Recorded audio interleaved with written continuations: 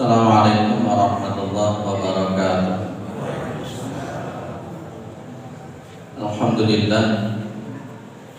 Alhamdulillah alladzi arsala rasulahu bil huda wa dinil haq liyudhhirahu 'ala ad-dini kullih wa kafa billahi shahida. Asyhadu an la ilaha illallah wa asyhadu anna Muhammadan 'abduhu wa rasuluhu la nabiyya ba'dah.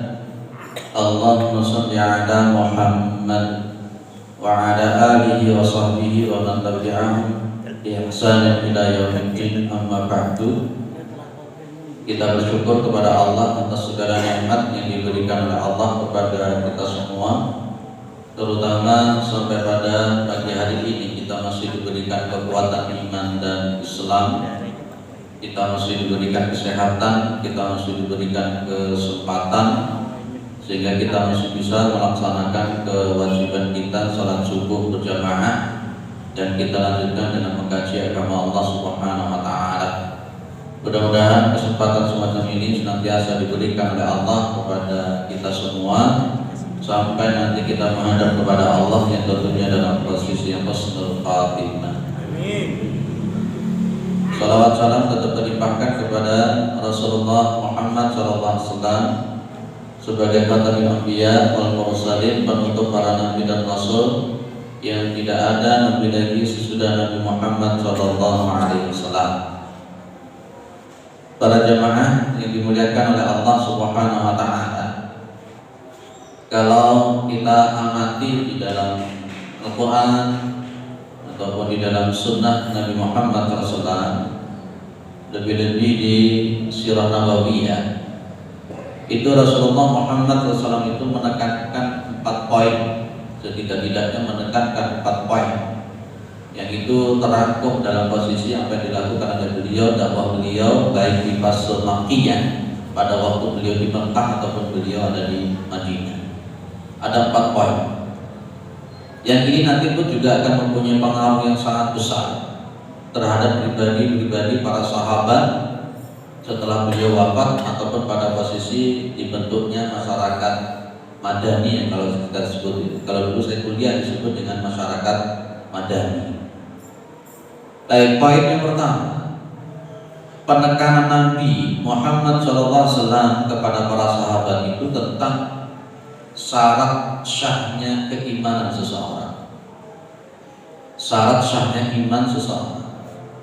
Jadi orang itu imannya bisa dikatakan benar, itu ada syaratnya. Tidak semua orang mengatakan aku beriman, kemudian imannya itu diterima oleh Allah, yang tidak bisa. Tidak bisa.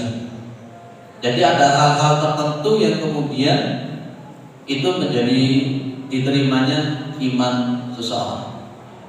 Saya ambilkan 2 ayat saja sebagai bukti, sebagai dalil tentang penekanan semacam ini. Surat Al-Hujurat ayat 14 sama ayat 15. Pada waktu itu ada orang-orang Arab Badui. Kalau orang Arab Badui itu disebut dengan orang-orang pedalaman. Ya, seorang orang pedalaman, orang Jawa bilang itu desa. Qalatil Arabu amanna. Dan dia datang ini berkata kepada Rasulullah Muhammad SAW, qalatil Arab. Ya, orang Arab itu berkata, aman, saya beriman. Begitu dia datang kepada Nabi Muhammad SAW, dia mengatakan saya beriman. Di situ jawabannya, qul lam tu'minu walakin qulu aslamna. Katakan wahai Muhammad, kalian itu belum beriman. Loh, ini loh. Qul lam tu'minu, katakan Muhammad kalian itu belum beriman. Walakin qulu aslamna, tapi katakanlah bahwa kami ini baru masuk Islam. Ini syarat keimanan yang begitu jelas yang diletakkan di dalam Al-Qur'an. Jadi kalau kita kembangkan antara iman dan Islam itu beda, Pak. Iman dengan Islam itu berbeda. Makanya kalau kita kaitkan dengan Al-Baqarah 183 kan, tentang masalah puasa, itu yang dipanggil itu apa? Agamanya atau iman? iman. Jenengan bisa mengamati orang-orang. Itu saya juga kadang-kala juga nggak habis pikir. Mau awak yo sehat, yo ganteng, yo gagah. Jam rolas kelentang-kelentang dengan mangan kayak pokoknya kayak seperti bukan bulan puasa. Yo rokokan cedak. Jadi kan kelihatan gitu. Lihat di takwa ini kan enteng jawaban kira-kira. Hormati orang yang tidak puasa. Udah lucu tuh. Jadi makanya memang betul sebenarnya yang membuat mereka tidak berpuasa itu sebenarnya bukan apa-apa, tapi konteks kondisi iman yang sedang futur, yang terjun bebas itu, sehingga mereka tidak malu untuk makan di hadapan orang-orang yang berpuasa padahal itu sehat. Anak-anak mahasiswa saya lihat laki perempuan di pinggir jalan makan bakso, makan mie ayam. Masya Allah. Saya kenapa bisa begitu? 87% kan yang tinggal di kota Malang di Indonesia itu orang Islam. Saya yakin dia itu orang Islam. Saya yakin dia. Di pojokan pas ketika kita habis ceramah di Batu, di pojokan di rokokan cedak jadi pinggir itu. Masya Allah. Nah itu. Makanya konteksnya yang dipanggil adalah ya ayyuhalladzina amanu, bukan ya ayyuhalladzina aslamu. Bukan wahai orang-orang yang Islam, bukan ya ayuhan nas, wahai manusia, bukan. Tapi yang dipanggil itu adalah iman. Semakin kuat orang itu beriman, dia akan melakukan sesuatu. Makanya Al-Hujurat ayat 14 itu setelah dikatakan qul lam tu'minu walakin qulu aslamna, disebutkan di situ walamma yadkhulul imanu fi qulubikum. Iman itu belum masuk ke dalam hati kalian. Jenengan yang beragama Islam, saya yang beragama Islam, belum tentu di hadapan Allah itu dianggap sebagai orang beriman. Wih, ini Masya Allah, nyelekit sebenarnya kontennya, nyelekit. Tapi dong-dongi kemudian banyak orang mengatakan saya beriman, saya beriman, saya beriman. Beriman gimana? Maka di antara syarat sahnya iman itu yang ditekankan oleh Rasulullah kepada para sahabat itu adalah dilanjutkan ayatnya itu. Wa in tuti'ullaha wa rasulahu la yalitkum min amalikum syai'an. Dan apabila kalian itu taat kepada Allah, kalian itu taat kepada Rasulnya, la yalitkum min amalikum syai'an. Ini syarat mutlak. Syarat mutlak iman itu dianggap sah kalau ada ketaatan kepada Allah dan Rasul. Kamu agamanya apa? Islam. Kamu beriman. Berpuasa enggak. Salat 5 waktu enggak. Zakat enggak. Boleh iman piye namanya. Kayak dulu jenengan lagi ngerayu calon istri jenengan toh. Iya Pak Sumadi ada ngerayu. Aku tresno marang kowe kan gitu. Aku cinta karo awakmu. Lah dong gimana ibuke ngomong, lha sampeyan ngomong cinta karo aku buktine opo? Kalau memang sama jenengan cinta karo aku aja kedolanan, gawon bapakmu, gawon orang tua lamaran aku, nah itu. Ketika kita mengatakan ya Allah saya beriman, ya Allah saya beriman, ya Allah saya beriman, buktinya apa iman itu? Itu yang dituntut oleh Allah Subhanahu wa taala. Lah orang sampai 10 tahun gak sholat itu ya? Itu malas atau ingkar sebenarnya? Malas atau ingkar Pak? Boleh ngomong langsung kafir radikal ya. Masya Allah, lah itu posisinya. Lah kemudian dilanjutkan oleh Allah di ayat yang nomor 15. Innamal mu'minuna alladzina amanu billahi wa rasulihi tsumma lam yartabu wa jahadu bi amwalihim wa anfusihim fisabilillah ulaika humus shadiqun. Sesungguhnya orang-orang yang beriman itu adalah orang-orang yang percaya kepada Allah dan Rasulnya. Tsumma lam yartabu, kemudian mereka itu tidak ragu-ragu. Ini juga bagian daripada syarat sahnya iman itu tidak ada keraguan-raguan di dalam hati. Ada orang mengatakan iman tapi masih di dalam hatinya penuh dengan keraguan-raguan terhadap Islam. Ya ora kena. Kamu beriman iya. Dengan Al-Quran bagaimana? Oh saya ragu-ragu masih ada kebenaran Al-Quran. Nah ini belum nih. Jadi tadi konteksnya taat kepada Allah, taat kepada Rasul. Yang kedua harus ada keyakinan. Harus ada keyakinan. Makanya sampai kalau berkenaan dengan masalah Islam itu Al-Quran bilang, wala tamutunna illa wa antum muslimun. Jangan sekali-kali mati kecuali memeluk agama Islam. Lah sekarang ini sudah mulai banyak orang-orang yang sudah mulai tidak yakin dengan agamanya sendiri. Kate jilbaban isin, kate mlebu ning masjid sholat malu, pengen melakukan sunnah malu, kate jenggoten isin, kate pakai gamis isin, pun dianggap Arab-Araban. Lah susah. Muncul subhat-subhat seperti saya katakan kemarin, Islam itu identik dengan Arab. Bukan, Islam itu bukan identik dengan Arab.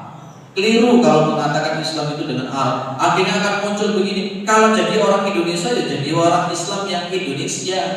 Lah apa munculnya sekarang akhirnya jadi Islam Nusantara loh, dan kemudian ada pemahaman Nusantara itu kayak apa loh, itu susah banget.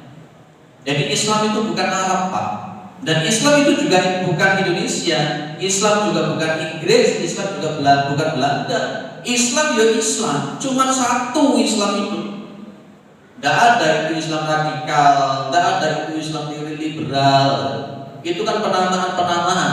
Tapi Islam ya Islam, sumbernya adalah Al-Quran dan Sunnah Rasulullah SAW. Taatnya kepada Allah dan Rasulnya SAW dengan adanya keyakinan. Makanya konteksnya kemudian posisinya antara keyakinan dengan iman itu menurut Ibnu Mas'ud ya tidak ada bedanya. Maka Ibnu Mas'ud mengatakan al-yaqinu huwa al-imanu kullu. Yakin itu adalah iman secara keseluruhan itu. Lagi orang itu beriman ya kudu ono yakin. Kalau orang itu sudah yakin, lah itulah di situ ada iman. Masalahnya kita sudah yakin atau belum, itu pertanyaannya. Masalahnya kita sudah yakin atau belum. Kalau orang Islam itu sudah mulai tidak yakin dengan agamanya sendiri, rusak. Kalau orang Islam itu sudah mulai tidak yakin dengan kitabnya sendiri, rusak. Kalau orang itu sudah tidak yakin dengan nabinya sendiri, rusak. Kayak orang-orang itu mengatakan, Nabi Muhammad itu seksnya kuat ya, bojone 11.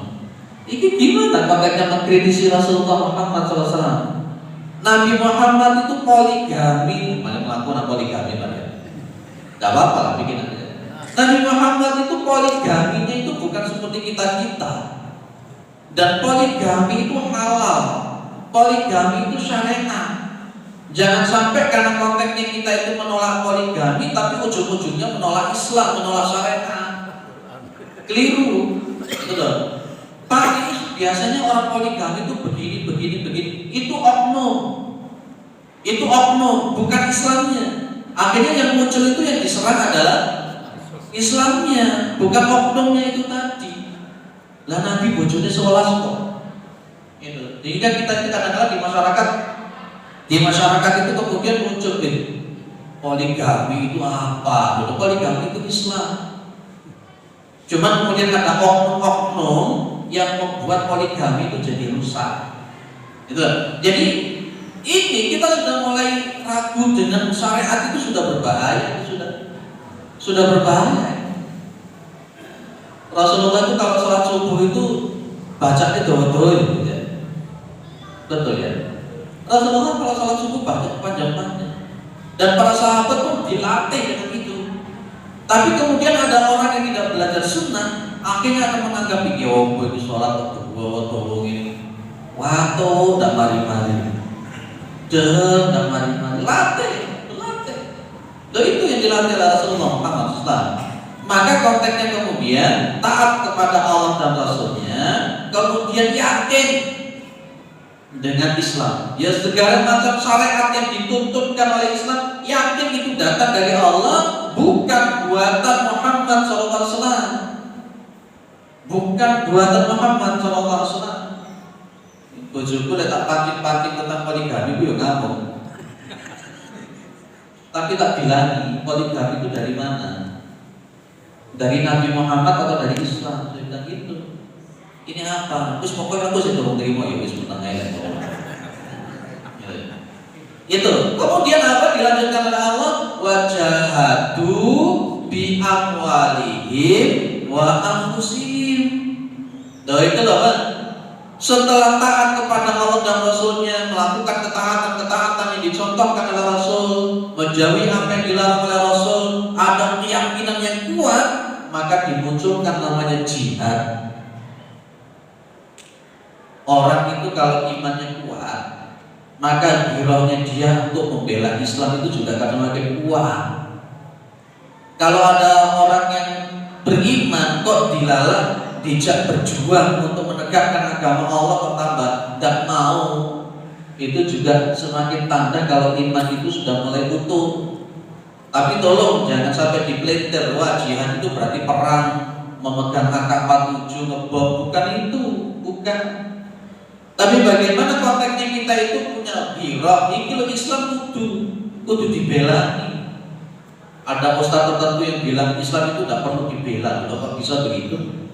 Ada Islam kok gak bisa gak perlu dibela, Allah nanti yang akan membela. Betul, Allah punya kuasa untuk memenangkan segala hal, betul. Tapi di situ kemudian Allah punya takdir, punya takdir ingin melihat. Walaupun Allah Maha tahu mana yang munafik, mana yang kafir, mana yang beriman betulan, kira-kira belum mau berjuang atau tidak. Saya contohkan Israel namanya kalau di Palestina kan. Gampang kok. Allah Gusti Allah itu menghancurkan Israel itu gampang. Disentil kan pada dalam bahasa surat Al-Fil, burung ababil bawa kerikil-kerikil sajud kabeh. Bisa saja Allah melakukan itu. Tapi Allah mendiamkan.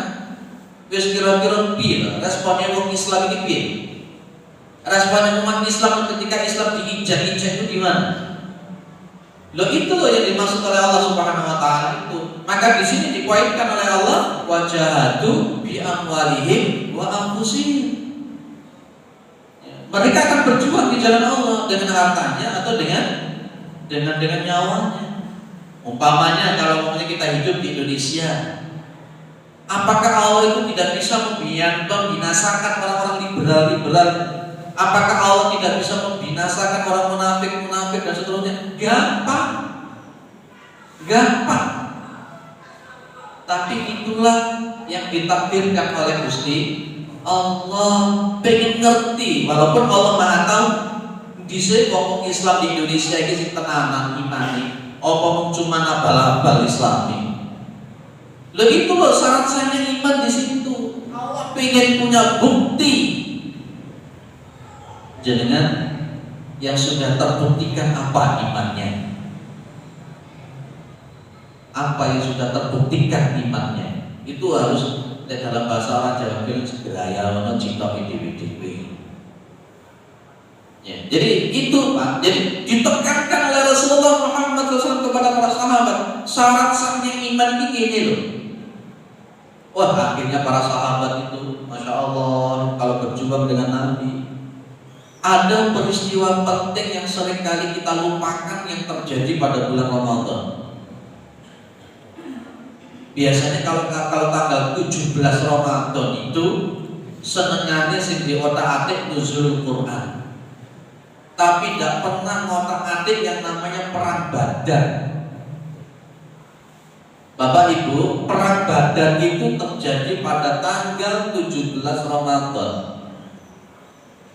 Dan itu menurut para ulama tahun puasa pertama.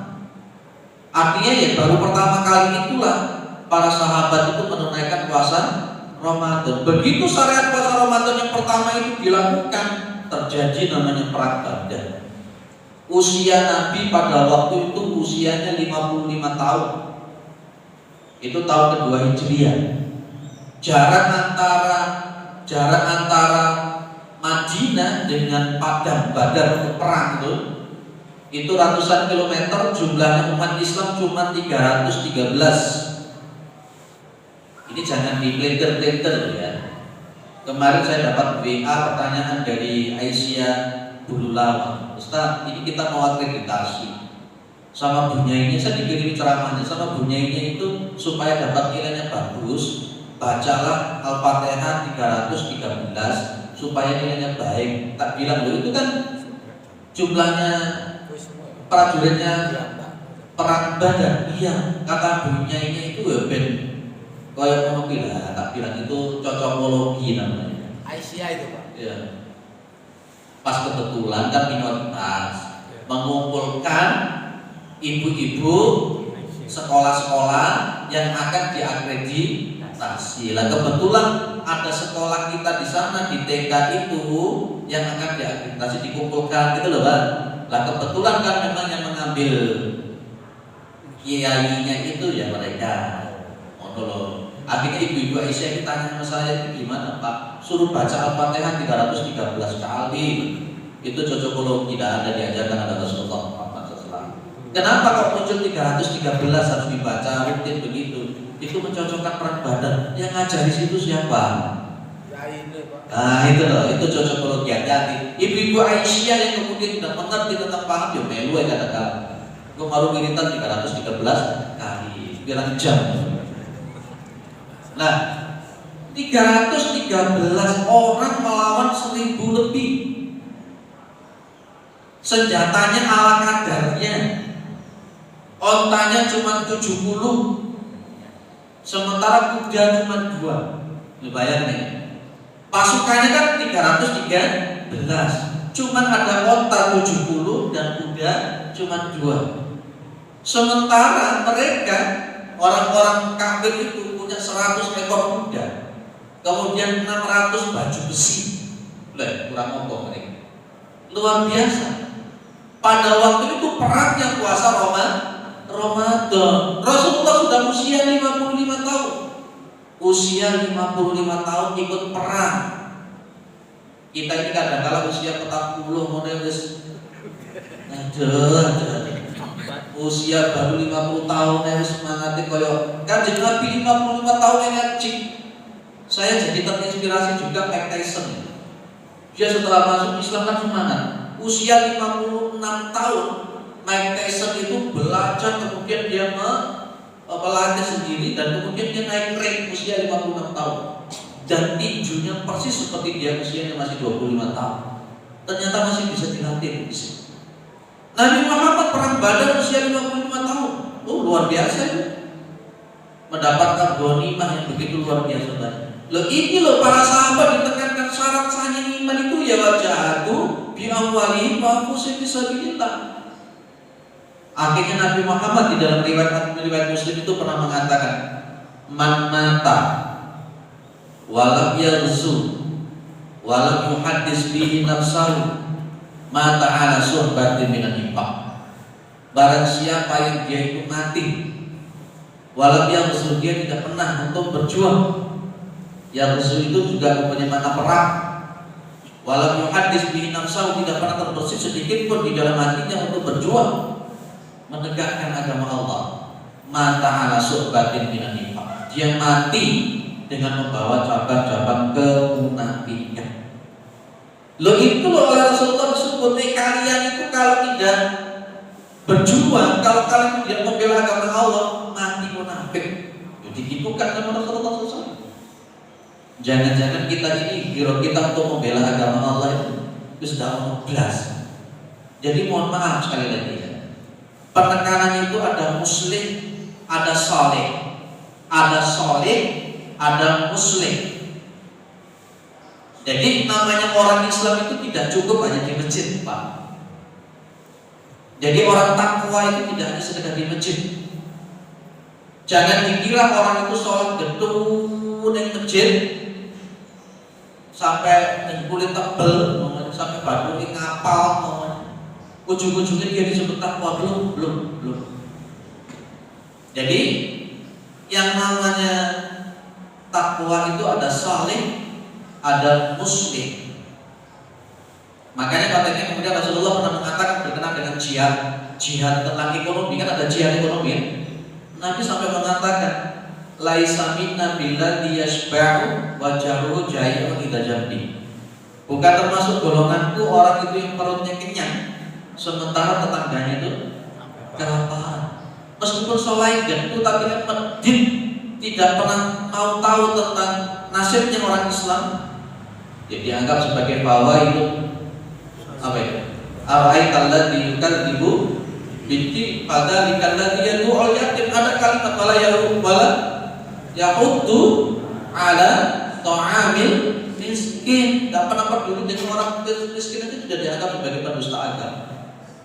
Loh itu kita kadang-kadang terlindungi, aku sebegini jamaah, aku pantas menuju surga, pantas menuju surga atau di. Ya, itu Pak. Jadi nanti di poin nomor 4 ada istilah solid dan muslim. Itu poin yang pertama. Doa ini kurang telur aja. Tapi mudah-mudahan aja semuanya bisa tertampung. Bukan keluar dari masjid takon mana ngajinya apa. Mbah wis pokoke ngajine semono kuwi.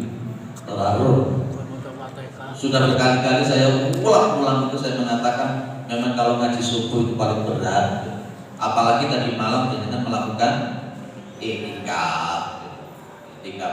Jadi melakukan i'tikaf tadi malam, kemudian mungkin hari ini tadi mulai tadi malam sampai sekarang belum tidur, muantum, masya Allah. Harus di manage betul, harus di manage. Kapan waktunya i'tikaf, kapan waktunya tidak i'tikaf. I'tikaf itu caranya kayak apa? Kemarin di Sukun itu ada tanya sama saya, Pak, gimana hukumnya begini Pak? Malam hari itu dia i'tikaf, tapi kemudian pas ketika siang hari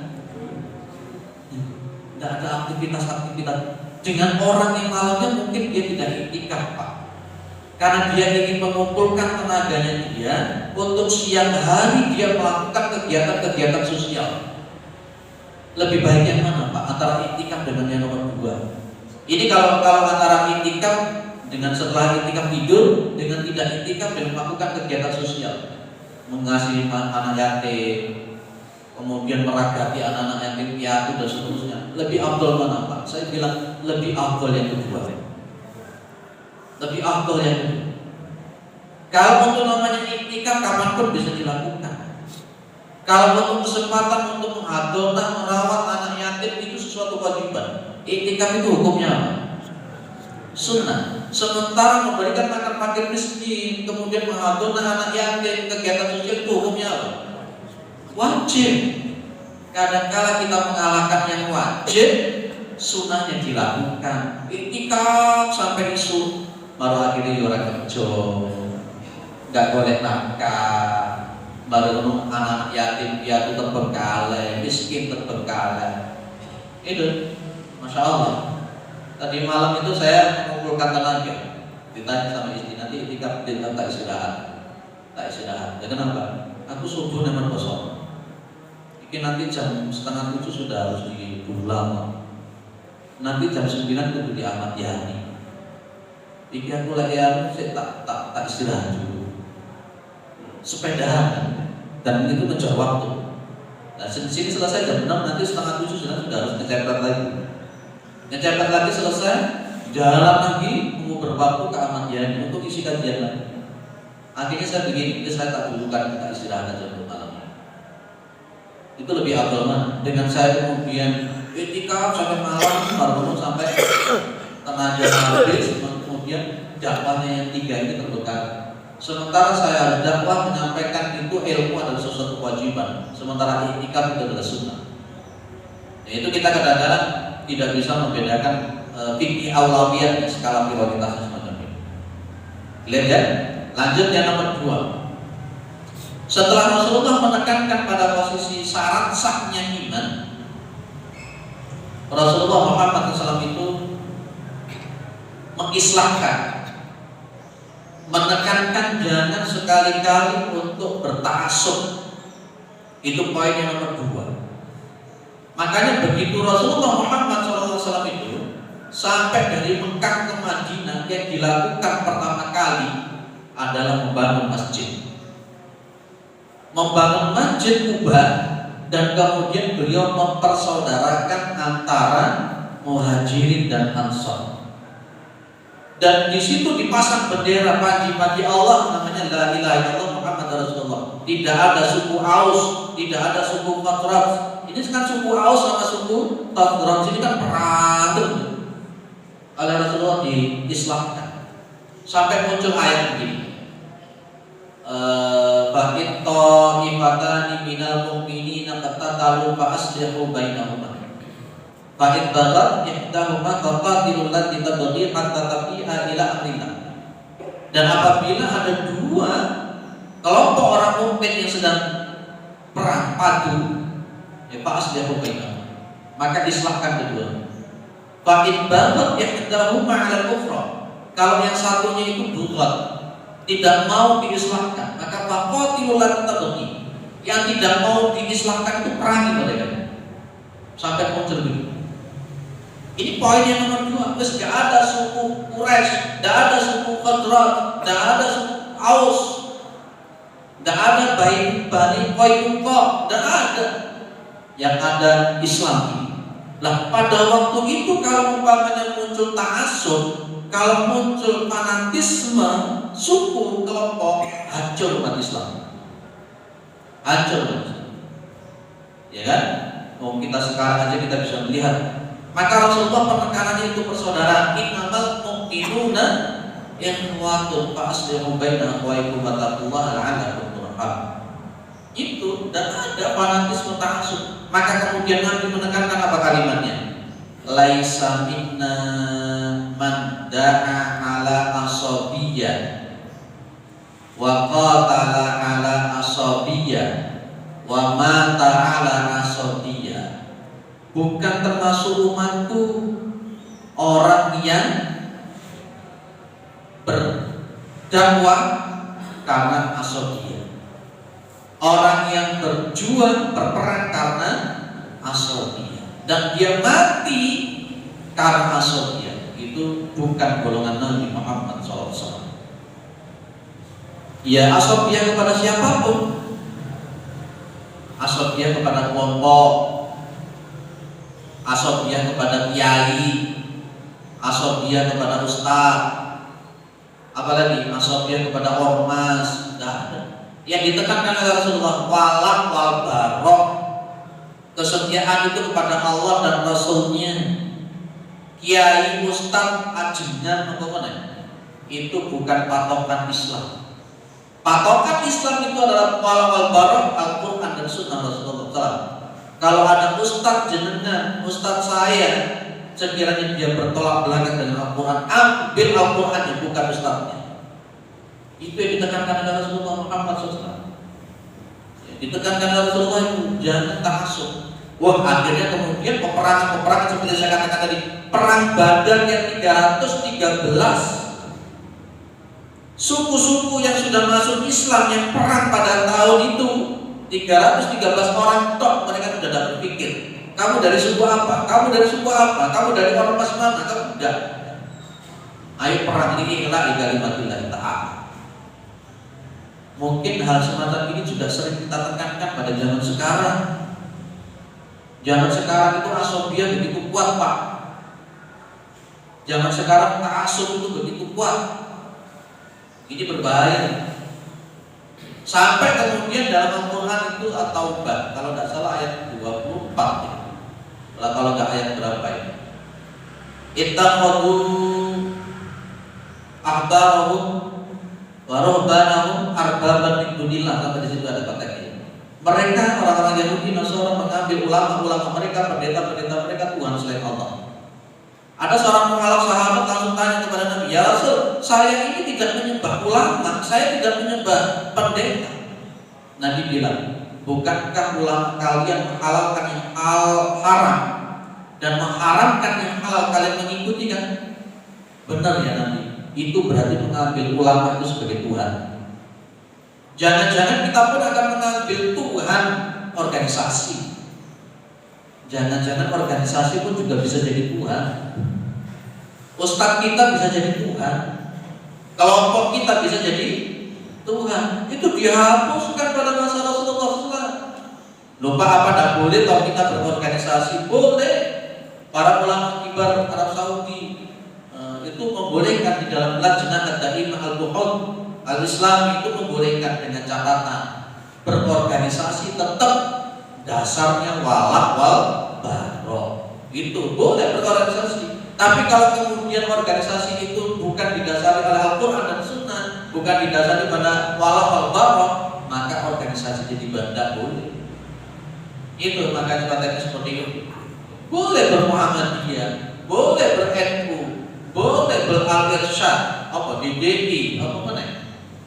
Macam-macam itu semua ormas. Tapi ingat wala wal baroknya tetap Allah dan Rasul. Itu dihapuskan semua Pak, bendera-bendera pada zaman Nabi pada waktu itu. Wes itulah Islam, ayo perang.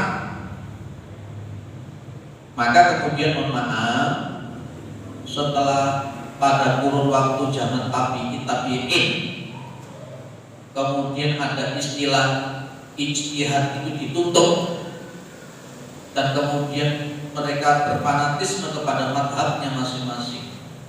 Tahun 80-an itu di Mekah itu sama Masjid Nabi di Madinah itu kalau taraweh itu bisa beberapa kali, karena ada 4 madhab, masing-masing berfatwa tidak boleh bermakmum di belakang yang selain madhabnya. Pernah terjadi semacam itu. Jadi ini madhab Syafi'i dulu, Hanafi dulu. Begitu Abdul Wahab, Muhammad bin Abdul Wahab datang, dirubah semua, diganti dengan satu imam, dihapuskan semuanya di golongannya. Dan andai kata, mohon maaf sekali lagi dalam sejarah, ketika Muhammad bin Abdul Wahab tidak melakukan pembaruan pada waktu itu, mungkin Mekah sampai hari ini yang tetap semacam itu. Ini Syafi'i, ini Hanafi, ini Maliki, ini Ahmad, kembali masing-masing akan berjamaah dengan imam-imam madhab. Begitu Muhammad bin Abdul Wahab datang, dihapuskan semuanya, satu imam, plek, yes. Walaupun pada waktu itu masih banyak yang terkontaminasi dengan madhab Hambali, tapi tetap satu imam sudah. Akhirnya sampai sekarang awak madhab Hanafi masuk ke Masjidil Haram, ya wis sholat seperti di sini. Madhab Syafi'i yang biasanya kunut, sholatnya kunut, di sholat kunut. Karena memang kunut itu, karena memang konteksnya ada sampai hari ini. Ketika begitu dia haji sampai ke sana, dia subuh tidak mau masuk ke Masjidil Haram. Ketika ditanya kenapa sampai tidak mau sholat subuh di Masjidil Haram, dia menjawab, ini kelakuan Wahabi yang sholat subuhnya tidak ada kunutnya. Sampai segitunya sekarang orang sekarang itu fanatik. Itu berbahaya. Akhirnya dituturi orang manut, dicelup orang cemek, di PP orang garing. Soalnya kadang fanatiknya itu nanti ada yang fanatik dengan titelnya. Oh, aku titelku profesor kok. Ada masjid-masjid itu kalau mengundang si MM itu senengannya sih doktor, profesor. Lihat dokter sosiologi baru ceramah agama, apa yang mau diceramahkan? Kalau dokternya dokter pertanian, kemudian apa yang mau diceramahkan? Nah, itu clear ya nomor 2. Saya singkat aja, setelah ini kita dialog. Mari menunggu jam 8:30 itu ngejar mendadak. Nanti jam 9 ngejar lagi. Yang nomor 3, yang ditekankan oleh Nabi. Kalau tadi yang pertama kan penekanan pada syarat sahnya iman. Yang kedua penekanan pada untuk menjauhi ta'assub. Ya. Karena memang ayatnya sudah jelas wa'tasimu bihablillahi jami'an wa la tafarraqu. Yang ketiga, Rasulullah penekanan untuk betul-betul berpegang teguh kepada Al-Quran dan Sunnah. Statementnya Nabi gampang. Taraktu fikum amrayn. Saya tinggalkan untuk kalian 2. Intamasabtum bihima la tadilu abad. Kalau kalian itu berpegang teguh kepada keduanya, la tadilu abad, kalian tidak akan sesat lama-lama. Ini penekanan yang paling penting.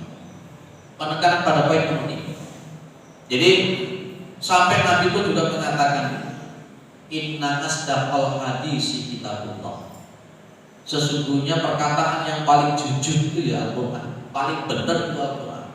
Wa khairal hadi Muhammad. Sebaik-baiknya petunjuk itu adalah petunjuknya Muhammad. Wa syarrul umuri muhdatsatuha. Sejelek-jeleknya perkara itu yang diada-adakan. Tidak ada dalam Al-Quran, tidak ada di dalam Sunnah, diada-adakan. Lanjutan ini bikin lumayan. Wa syarrul umuri muhdatsatuha wa kullu muhdatsatin bid'atun.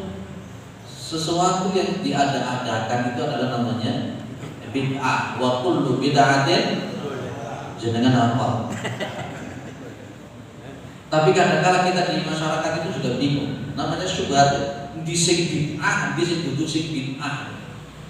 Kadang-kala sesuatu yang bukan sunnah dianggap sunnah, sesuatu yang bukan bid'ah dianggap bid'ah. Oh, itu awal zaman. Makanya kita perlu belajar sampai detail, sampai komprehensif supaya kita paham.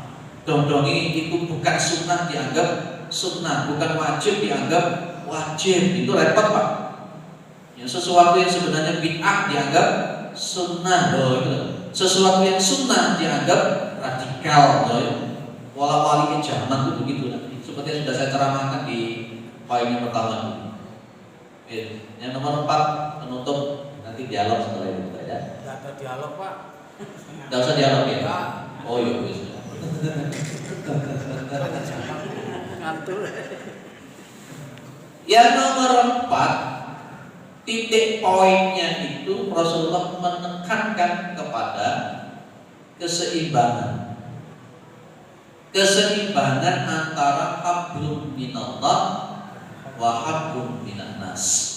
Tadi sudah saya sebut di awal, ada namanya salih dan muslih. Ada salih dan muslim. Ibu bapak, hati-hati. Ada azabnya Gusti Allah itu yang diturunkan oleh Allah dan nanti akan mengena menyeluruh kepada orang umat. Sing sholat ya kena, sing poso ya kena, sing tahajud ya kena. Gitu. Wattaqu fitnatal lati la tusibanna alladziina dzalamu minkum khassa, kata Allah. Takutlah kalian itu kepada azab yang tidak hanya menimpa orang-orang yang dolim saja. Sing rajin tahajud yang terazab oleh Allah, yang sholat jamaah rajin yang terazab oleh Allah, yang hafal Al-Quran juga mendapatkan azab dari Allah. Nanti ada azab model begitu. Kenapa bisa begitu? Jadi kemungkaran-kemungkaran yang ada di dunia itu marah itu bukan karena tidak ada orang baik, tapi banyaknya orang baik yang diam. Umpamanya kalau konteksnya itu bahasa kita bionanya itu ada 10 semut yang ada di tangan kita, si nyopot itu siji, yang dipateni biro. Kenapa kok bisa begitu? Padahal si nyopot mau siji. Ada kemungkaran di masyarakat. Terus wakai guys, menurut di kono yo ono kiai ini, yo ono ustadz, yo ono sing hafal Quran meneng. Padahal mereka itu punya kemampuan untuk bisa melakukan amal ma'ruf nahi munkar. Jenenge setan bisu. Itulah kemudian Allah dari itu. Mas yo kon salat mau ngawakmu meneng. Meskipun kamu hafal Quran mau kamu diam. Itulah konteksnya. Kemudian ada kalimat wa idza ra'aitum munkaran falyughayyirhu bi yadihi wa illam yastati fa bi lisanihi wa illam yastati fa bi qalbihi dzalika aqul iman. Dan apabila kamu itu melihat kemungkaran, ya rubah dengan tangan. Kalau tidak mampu ya dengan lisan. Kalau tidak mampu baru dengan hati. Itu yang selemah-lemahnya iman. Kadang-kadang kita mau mengajak yang baik, mengajak baik, tapi tidak berani untuk nahi munkar. Padahal watakum minkum ummatun yad'una ilal khair wa ya'muruna bil ma'ruf wa yanhauna 'anil munkar. Sulawesi yang terkena tsunami model begitu itu saya dapat masukan begitu luar biasa. Loh kenapa? Banyak sekali kesyirikan di sana. Padahal ning kono iku yo akeh wong muslim, akeh wong hafal Quran dan sebagainya. Tapi Allah langsung sudah tsunami jebret kena kabeh. Aceh yang pada waktu itu begitu. Dan azabnya Allah itu turun bukan karena subah, ada subah. Mudah-mudahan pergosana ini aman. Amin. Ya, kemudian. Tapi kalau memang sudah orang-orang pergosana yang rajin-rajin ngaji di sini cuma menang, kemungkaran didiamkan, wah sudah rusak. Di Kasubon itu Ustadz kita di sana ada yang namanya penjualan minuman keras, bukan di pinggir jalan. Saya rutin ngisi di sana khutbah, kemudian dikumpulkan dengan beliau, saya diminta isyarat bagaimana gini. Ayo kumpulkan sudah RT RW sudah kita kumpulkan, kita maju, tutup itu, tutup. Setelah rapat ternyata ya orang bergerak belas. Akhirnya Ustadz kita sendiri yang bergerak, ditutup sudah. Jadi itu kalau tidak ditutup nanti efeknya jalan kemana-mana, Loh itu loh, kayak semut itu mau. Saya nyokot siji padahal masuk 10 sih dipaten ya kabeh. Jangan-jangan di Merbasono ini kalau banyak kemungkaran baru mau menang Gus babah kalah toleransi, maju kabeh tak tahu. Minimal anak-anak kita akan terpengaruh kesyirikan.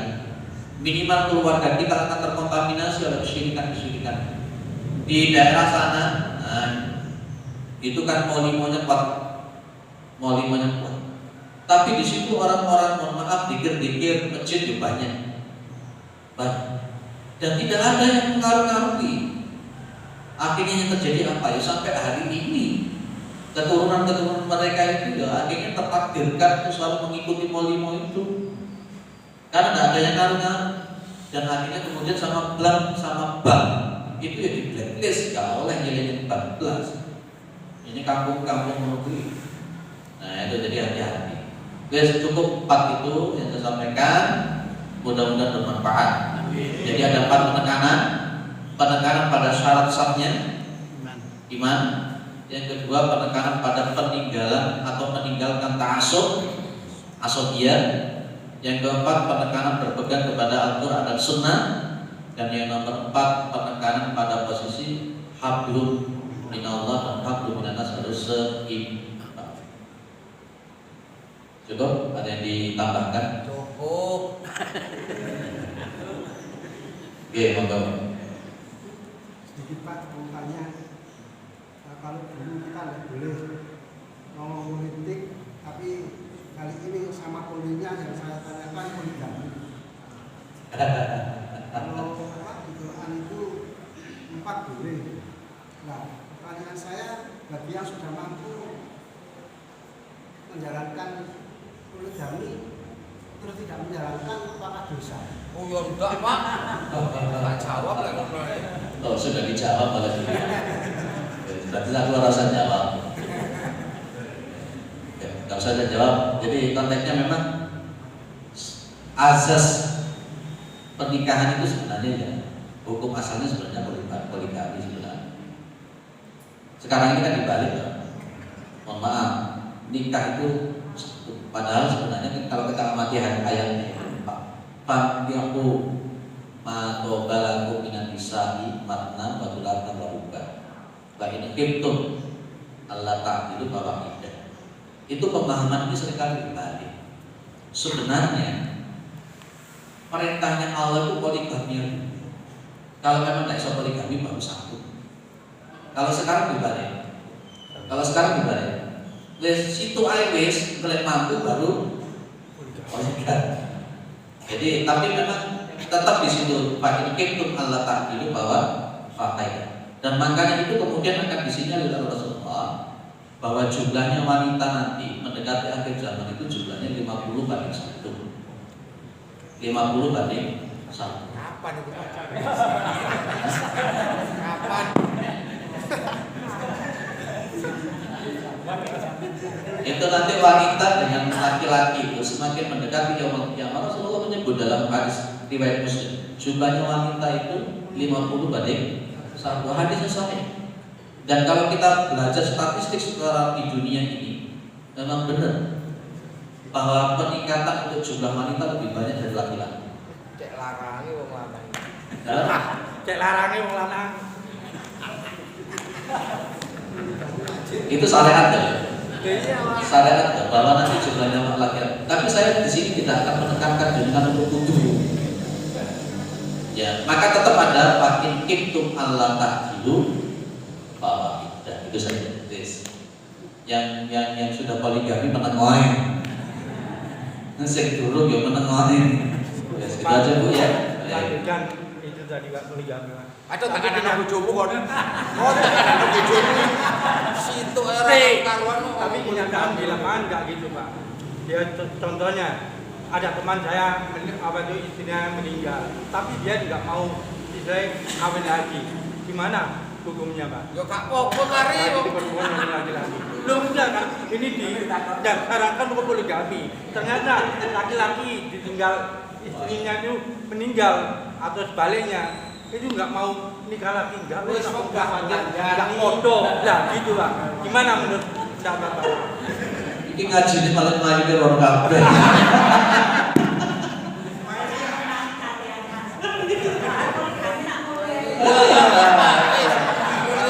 Malah kabeh. Guys, nanti tak jawab setelah ngaji aja nanti. Ya.